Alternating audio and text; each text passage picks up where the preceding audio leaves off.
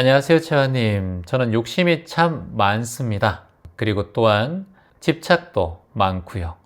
살아가면서 돈이 많은 사람들, 그리고 명예로운 사람들이 욕심이 많은 걸 봅니다. 조금 더 사업을 넓히려고 하고, 더 성공하려고 하고, 10억이 있으면 100억이 되고 싶어 하고, 100억이 있는 사람은 1000억이 되고 싶어 한다고 들었습니다. 저는 그만큼 돈은 없지만 유명해지고 싶기도 하고, 돈도 많이 벌고 싶기도 합니다. 돈은 돈을 부른다고 합니다. 많이 가지면 많이 나누고 싶어요. 그래서 돈을 많이 벌고자 하는 마음이 있으면 수행자로서 부적합한 것일까요? 라고 적어주셨습니다. 아니요. 돈을 많이 버는 건 좋은 일이에요. 부탁께서도 심지어는 부동산, 땅, 그리고 돈을 많이 벌어서 세상에 그 돈을 잘 사용하는 것에 찬성한 분 중에 한 분이에요. 돈을 많이 버는 이유는 내가 이 돈을 통해서 세상에 이로운 일을 하기 위해서 돈을 버는 일은 너무나 좋은 일이에요. 자, 여러분들께서 이번에 산불 기금을 한 2주 만에 2천만 원을 모아주셨습니다. 서로 인연관계도 없고 산불 지역의 피해자도 아니고 내 친척도 아니고 내 가족도 아닌데 십시일반 이곳에 계신 60만 명의 기천명상 가족들이 1,000원, 2,000원 모아서 2천만 원을 모아서 지난주에 전달하고 왔습니다. 지금 그 금액이 전달되고 현장에서 작게나마 복구를 하고 회복을 시키기 위한 프로젝트들이 진행이 된다. 그분들의 눈물 같은 삶을 작은 희망을 심어줄 수 있다. 이건 돈으로 할 수 있는 일들이에요. 얼마나 감사한 일이에요. 저는 이렇게 세상을 내가 번 돈을 세상에 환원하는 것은 얼마나 가치 있는 일이고 그리고 보물 같은 일인 걸 적극적으로 추천하고 여러분께 권유합니다. 그러기 위해서 저도 이 공익법인 희망을 파는 사람들을 설립해서 여러분과 이런 일들을 세계적으로 국내에서도 하고 있는 거예요. 돈을 많이 벌어서 좋은 일에 쓰고 좋은 일들을 하고 세상에 이로운 일들을 하고 나도 맛있는 거 먹고 나도 행복하고 나누다 보면 더 행복해진다. 이런 말씀을 하시거든요. 최근에 한강 쓰레기 줍는 프로젝트나 어제 산불 나무 심는 프로젝트 그리고 해양 쓰레기 줍는 프로젝트 한강 쓰레기 줍는 프로젝트를 하면서 초등학생들이 많이 왔어요. 그런데 여러분들이 초등학생들이 자원봉사를 할 때 마음가짐을 보면 어른들보다 훨씬 더 적극적이에요. 심지어 놀랄 만큼 배울 점이 많은 스승들이라고 생각이 듭니다. 그 일에 집중하고 최선을 다해요. 어른들처럼 눈치 보지 않고요. 쓰레기 있으면 발이 젖더라도 한강에 들어가고 진흙에 들어가고 자기 신발이 젖을까 옷이 더럽어질까 그런 거 신경 쓰지 않아요. 저희들은 신발이 더럽어질까 입고 간 옷이 더럽어질까 조금이나마 더러운데 냄새가 나면 코부터 막는데 그 초등학교 친구들은 더럽든 더럽지 않든 신경 쓰지 않아요. 그냥 휴지가 있고 쓰레기가 있으면 주워요. 이게 뭐다? 세상을 향한 마음가짐이 어른하고 달라요. 그래서 예수님께서도 어린이처럼 살아라, 어린이가 되어라 이런 말씀하시잖아요. 그 생각 자체가 이미 남과 나를 구분하는 마음이 별로 없어요. 우리 어른이 되면 될수록 경험치 그리고 사회 경험과 인연관계를 통해서 남과 나를 분별합니다.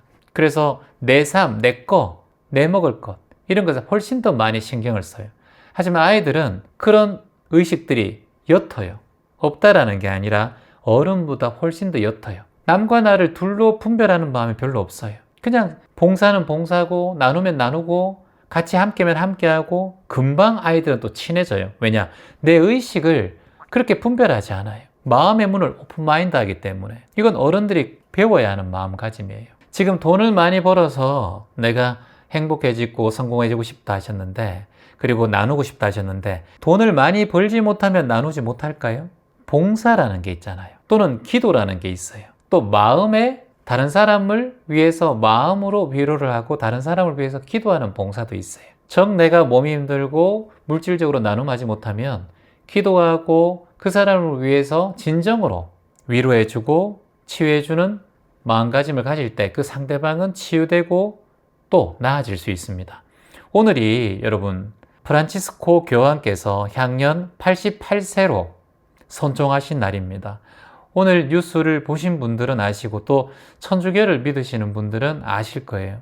조금 일찍은 감은 있지만 88세로 선종하셨어요. 2025년 4월 22일 바로 오늘입니다. 바티칸에서는 그분의 삶을 전 생애를 주님과 교회에 헌신한 삶 그리고 서민들과 힘들고 불쌍한 사람들을 위해서 헌신한 삶이라고 깊은 애도를 표하는 뉴스와 기사를 많이 보셨을 거예요. 여러분, 교황의 그 생애와 유언에 대해서 아십니까?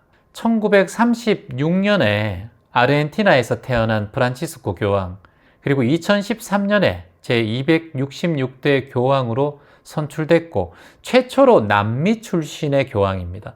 그전에는 남미 출신의 교황이 없었어요.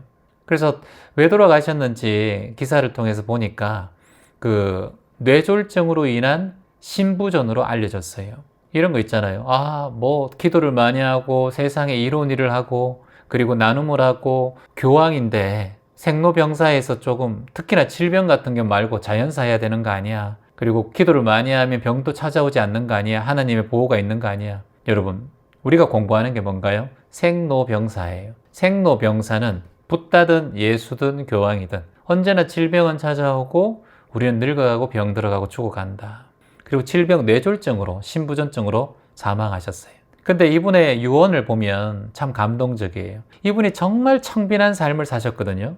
나중에 여러분들이 뭐 넷플릭스나 이런 걸 볼 수 있다면 프란치스코 교황의 그 다큐멘터리가 있습니다. 나중에 시간이 되면 한번 보시면 많은 걸 깨닫게 합니다. 전 세계에서 가장 종교 지도자로서 존경을 받는 자리입니다. 교황은. 근데 이분은 언제나 가난한 이들과 함께하고 챙기셨어요. 그리고 얼마 전에는 전쟁을 종식시켜 달라고 이스라엘 그 전쟁하고 있는 그곳에 가서 그 적의 수장들 앞에서 그분들의 구두 아래로 머리를 숙이고 그분들에게 절을 하면서 바닥에 머리를 쪼아리고 전쟁을 그만둬 주십시오. 이렇게 부탁을 하신 분이에요. 그만큼 위아래가 없이 정말 겸손하고 물 흐르듯 가장 낮은 하심의 자세로 세상을 향해서 살아가신 분이에요. 그리고 마지막에 유언이 그거였습니다, 여러분. 교회가 존재하는 이유에 대해서 말씀하셨어요. 교회가 존재하는 이유는 가장 작은 이들을 위해서 존재해야 한다. 여기서 말하는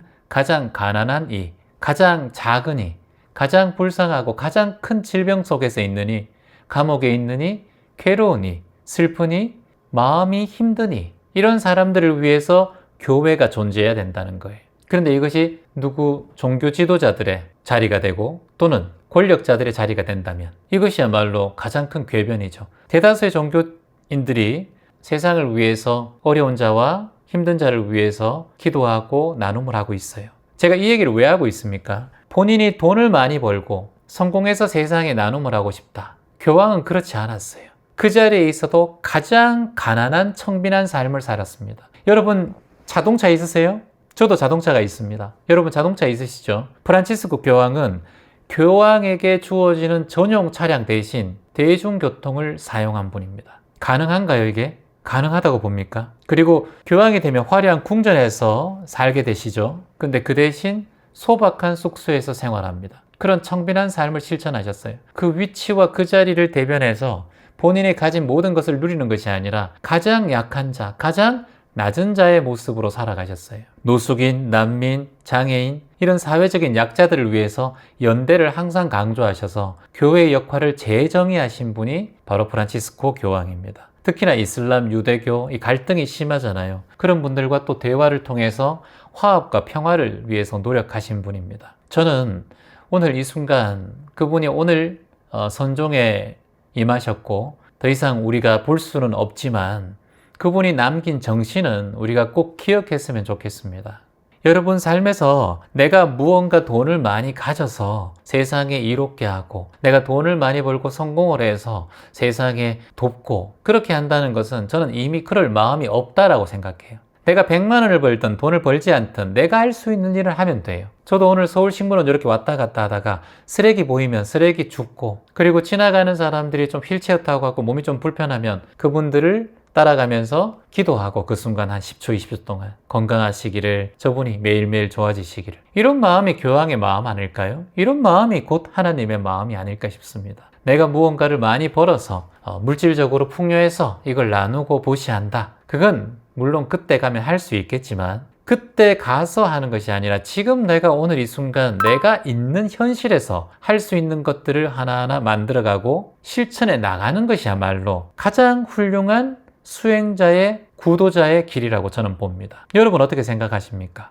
겸손과 봉사의 삶을 살아갑니다. 따라해 볼까요? 나는 겸손과 봉사의 삶을 살아갑니다. 나는 가난한 이들의 목소리를 듣습니다. 나는 청빈하게 살아갑니다. 이런 마음가짐이 어쩌면 가장 큰 깨달음을 얻고 가장 높은 자리에 있는 마음의 평온을 가진 자리, 마음의 재벌이 아닐까 싶어요. 우리가 돈이 많은 사람을 재벌이라고 하고 회장이라고 하는데 마음에도 재벌이 있을 수 있잖아요. 이곳에 계신 모든 분들이 돈으로, 권력으로, 직업으로, 성공으로 재벌이 되지는 못할 수 있겠지만 마음의 재벌은 누구나 될 수 있다고 봐요. 내가 가진 것이 없이 어떠한 상황에도 세상을 안을 수 있는 힘이 있다면 그건 마음의 재벌이라고 봅니다. 성공은 돈을 많이 벌고 여러분이 인기 있고 유명하고 명예로운 게 성공이 아니라 내가 지금 이 순간 마음의 평온을 찾고 나로 인해서 세상을 조금 더 이롭게 할 수 있고 내가 행복한 일을 찾아 할 수 있고 내가 하고 싶은 일을 하면서 하루하루 살아갈 때 그것이 세상에 조금 이로운 무언가가 이루어진다면 저는 그 또한 성공된 삶이라고 봅니다. 오늘 프란치스코 교황의 선종날 여러분과 그분의 영면을 기리며 기원하며 오늘 이 명상을 여러분께 전합니다. 고맙습니다.